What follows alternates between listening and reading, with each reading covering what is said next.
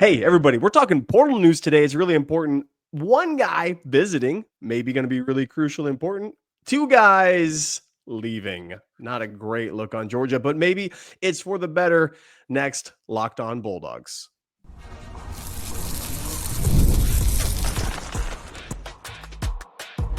You are Locked On Bulldogs, your daily podcast on the Georgia Bulldogs.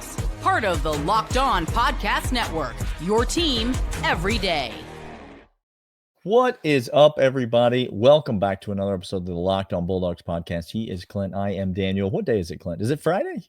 It's Friday as this episode's coming out, or is it Thursday? It's hard to know. It's hard to know. All the days because it's the Daniel, the portal hits us, and it's just a swirling wind of craziness. Yep. You know what I know about the people listening to this right now? They love this kind of banter. They're a big fan of this kind of banter. Today's episode brought to you by our friends at FanDuel.com. More on them in a moment. Make every moment more at FanDuel. We love them, and we'll talk to you more about them, as we said. Thanks for being a first listener. Thanks for being an everydayer. Thanks for being a member of the 199, a loyal third segment listener that listens all the way to the end. Not everyone thinks that's important, Clint, but we think it's important. We always have. If you listen all the way to the end, it actually helps out the show a tremendous amount. We're just two Georgia fans. I want to be clear about that because not the host of every podcast doesn't fit this bill, but we're just two Georgia homers. That's who we are. A Georgia homer? Yes. It makes me feel better about my life. I feel seen. I feel heard. Correct. If you're not a fan of some school and you're listening to this show, I'm going to be totally honest with you. I'm happy that you're here. I don't get it.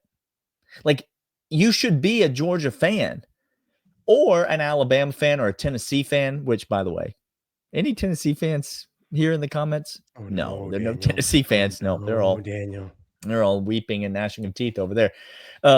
You should be a fan of your school. We're fans of our school. So we're going to talk about Georgia the way that fans talk about Georgia. That's how this podcast has grown to be what it is. We're not going to apologize for being successful. And also, we're not going to change a dang anything because it's working. Yeah. So love you guys. Happy that you're here. And let's jump into some portal news, Clint. Okay. Bo Atkinson is a name that we need to discuss because he's here on a visit to Athens. Now, portal news is tricky because we're trying to record this podcast. And by the time this podcast comes out, by the time you're listening to it, there's a chance that 7 different things have already changed. And so please bear with us. But at the time of this recording, Bo Atkinson visiting Georgia, an edge prospect out of North Carolina, former 4-star prospect, 6'6", 240. The guy's got all the physical tools, 7.5 sacks last year for the Tar Heels, a real physically dominant presence coming off the edge for the North Carolina Tar Heels. He's coming to visit Georgia. Clint, what does it mean? How excited should Georgia fans be about the prospect of this young man in Athens? Here are the positions that I don't need anybody else in a room improving, quote unquote, our team. Inside linebacker, we're set. Thanks for applying. There's no help wanted here. Okay. Move on to something else. Okay, that's point 1. Point 2, wide receivers. Look, we're set. If you are leaving the program, it's likely because you couldn't hack it against 6 other guys who are better than you. More on that to come in a moment. Quarterback position. There are other reasons why you would leave the program if you're a wide receiver. But more on that as well. So, okay, thank you. But a position that is not of need, but I want more guys in because of our youth within is the trenches on the defensive side. We are young. Kirby has said it himself. We're insanely young, Daniel. The trenches on defense and maybe even on offense, it could be argued, but specifically on defense, edge end is a bit of a question mark. We lost some guys in the portal. We lost some guys graduation into the draft. And so having him come in, now the ceiling for the edge defenders is sky high. I mean, we're back to 2020 all of a sudden with guys coming in who could wind up being in the next 2 years statue type icons. Okay. we've talked about that. Go back and check out yesterday's episode about Isaiah Gibson, Elijah Griffin. These guys are next level. However, right now, if you're asking me, do we need some more depth? Yeah, I would say we do. And I would say a successful guy who knows how to take let me crash down the edge and hold the point of attack so that the very gifted A+ best position group in the SEC linebackers can flow and make plays. That's what I want. And if I'm being honest, Bo Atkinson can do that just fine. He's a competent football player who wants more playing time, who thinks he could take his game to the next level. And coming into Georgia at edge means that you want all of that. You don't want people that leave Georgia don't want that hard coaching from Glenn Schumann and Kirby Smart. Guys coming in want to accelerate up. And so, Daniel, this to me sounds like it's a win-win for all sides. Am I crazy? Like, how simple? This is a simple understanding of what he brings to the team, right? Look, I'm not telling you that the ACC and the SEC are comparable leagues. Don't hear what I'm not saying. I'm not telling you that the level of competition faced from North Carolina last year was the same as the level of competition faced for Georgia last year. That's not what I'm telling you. But I am telling you that rushing the passer is a particular skill. It is a Jason Statham situation. You understand? Like, it is a particular set of skills that you have to rush the passer. Is that not Jason Statham? That's who that is, right? No, what? Oh, man, I got my movie references wrong in the first segment. That's a third segment. That's third segment material. Yes. Clint's going to tell me who that guy is at some point. Okay. What I'm trying to tell you is that Bo Atkinson registered 7.5 sacks last year at North Carolina. And the Butkus Award winner, Jalen Walker, Georgia's best pass rusher by 50 miles last year, registered 6.5 sacks at Georgia. So Bo Atkinson would have led Georgia in sacks last year at 7.5. So that's a significant guy to be bringing in to what you mentioned is a young and inexperienced group on the defensive front. This is a guy that's going to add. He's not going to need to play as many snaps as he played last year at North Carolina. Do you know why that doesn't bother me? Maybe he won't put up 7.5 sacks, but maybe he'll put up more, because sometimes you decrease the snap count of some of these edge rushers and you actually increase the productivity, Clint. He's going to play fewer snaps, but potentially be more productive at Georgia next year. And listen, let's not make any mistake about it. Guys want to be coached by Trey Scott. Guys want to be coached by this staff. Guys want to come in because in a couple weeks, they're about to see all their comrades get drafted with that Power G flashing up across ESPN, and Mel Kiper, whose corpse they've wheeled out for the 400th year in a row, talking about these guys, even though he's never watched a snap of college football in his life. They're about to see all these guys get drafted. Bo Atkinson wants to see his name in that mix, and he knows that coming to Georgia is the right move for that. It makes all the sense in the world. I'm excited for the proposition. He's the second-rated player in the portal. If we get him, it boosts this defense that needs to have an identity back up again in the trenches, and I think it's very, very good. Hey, we're going to come back after this. Daniel, what day is? I mean, we just need to understand if it's going to be. You know what I mean? It's Friday. It's the end of the week. Friday. I think so as well. Like, that makes total sense to me. So we're going to come back after these, let you know more about the portal. But first, these. And these are Amazon Fire TV Stick 4K. Did you know Amazon Fire TV is also on Xbox?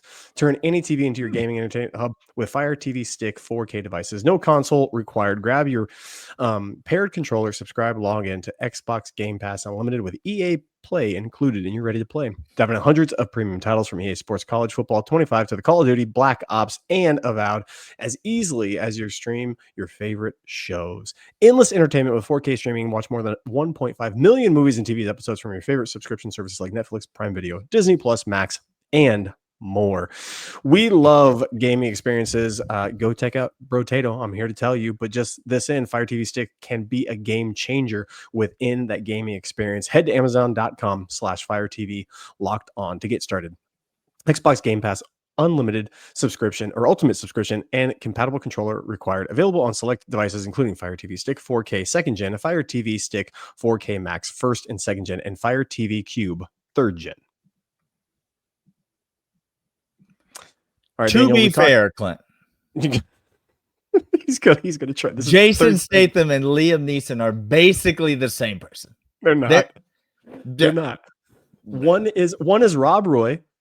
And one is not. Let me ask you this. If they make another Expendables movie, are they both going to be in it? Liam Neeson was never in an Expendables movie. But will he be in the next one if they make it, Clint? He's currently in what's the remake? The Cop. Oh my gosh.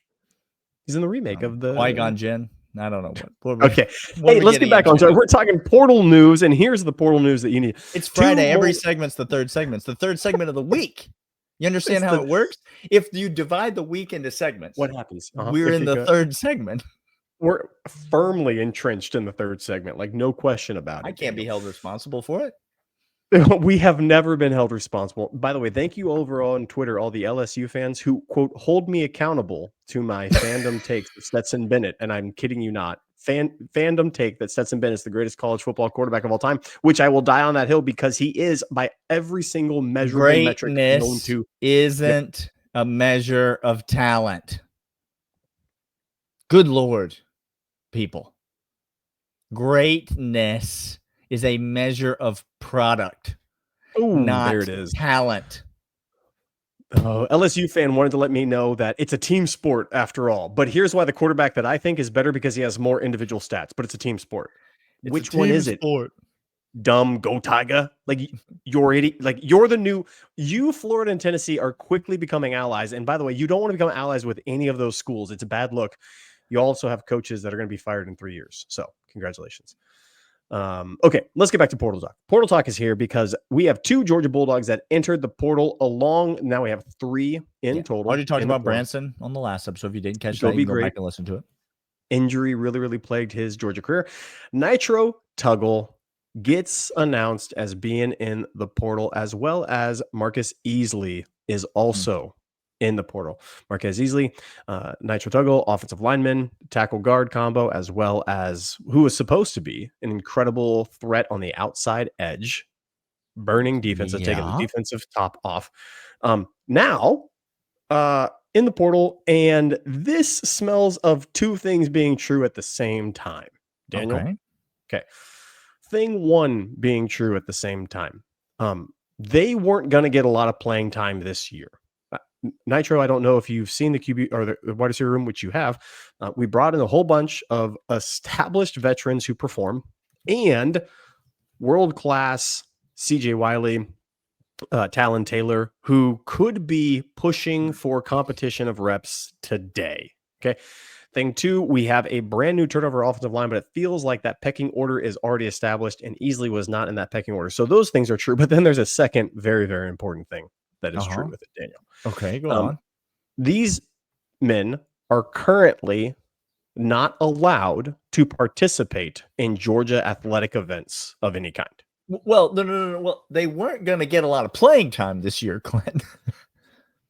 It had nothing to do with the depth chart. Like it didn't. Like 2 things are true at the same time. They weren't going to get a lot of playing time because they drove their cars 200 miles an hour and in some cases into an apartment complex or whatever it was that actually happened to Nitro Tuggle and Marquez Easley. Look, this is not coming as a shock to anybody, but is it too much to ask? And I know that it is. It is. But is it too much to ask for somebody to hold whatever coach welcomes these young men into their program? Okay, go ahead. Accountable the way that we're talking about Kirby Smart, who, by the way, suspended them both indefinitely and ran them out of the building and said, this is not our culture. This is not who we are. This is not who we're going to be. I don't care how talented you are. I don't care how much you could help our football team. Go away. Kirby did that. By the way, crickets from the national media. Not going to hear a peep about it. Not going to hear any. I don't need the man to receive a medal. Okay?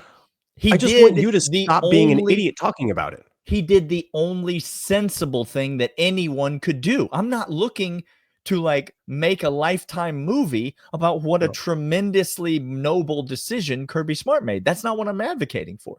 He did the only reasonable thing that you could do. But he is being accused of being an endangerment to people's lives. There are people who call themselves national recruiting experts who come out and say, I don't see any reason why any parent would allow their child to play football for Kirby Smart and the University of Georgia. This is the narrative being written about Kirby Smart. Well, he's let these two young men walk. Bye-bye. And guess what? There's going to be two schools, two power conference schools. What are they going to do? One of them's going to be located in either Tallahassee or Miami. I promise you. I guarantee you. And they're going to welcome these kids in with open arms. And do you know what they're doing? They're giving them a second chance. They are filled with compassion and giving these young men. By the way, these young men who when they were at Georgia are hardened criminals and an endangerment to society. But when they go elsewhere, they're going to be, not a peep. Not a peep. negative word about perpetuating a culture of a lack of consequence for your actions. That's now, Daniel, we are not advocating no second chances. That's not at all what we're advocating. No, but fine. Go on, have a different career, a change of space, a change of scenery, go do yours, buy your time and then get, okay, fine. But it's the hypocrisy of people that just want to pour on Kirby because they can't beat him. An Alabama fan, I know what you're saying right now, but what's Kirby's record against Bama? I don't care. I'm holding 2 trophies. Go shove it up the brownstone. Kirby gets poured on, and we should handle it fairly. He takes care of these things internally, as he's always done, and just to let you know, always will do. So that, guess what? They can go off and have second chances. The reason they're able to do this is because Kirby handled it like a good person of integrity and said, yep, I'm going to take care of it in-house. They are indefinitely suspended. We're going to handle the matter internally. And also, guys, guess what? You need to go find employment elsewhere because it can't be here at Georgia. And that's exactly what he did. Yeah, we got one more segment coming. We're going to talk a little bit more about this. But first, want to let you know about these.